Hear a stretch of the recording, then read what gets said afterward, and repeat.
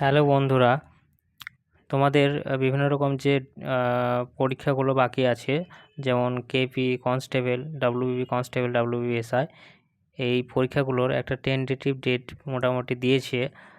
তোমরা চাইলে দেখে নিতে পারো। এখানে দেখো, কেপি যে কনস্টেবল আছে সেই কনস্টেবল প্রিলিমস যে পরীক্ষা হয়, অর্থাৎ প্রিলিটা হবে তোমাদের 1 সেপ্টেম্বরে, অর্থাৎ সেপ্টেম্বরের 1 তারিখে।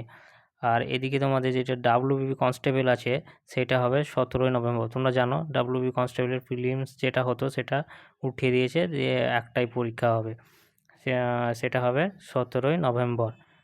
আর তোমাদের যারা ডাব্লিউবি এসআই বা যারা এসআইয়ের জন্য পড়াশোনা করছো, সেই ডাব্লিউবি এসআই এর প্রিলিম হবে 8ই ডিসেম্বর।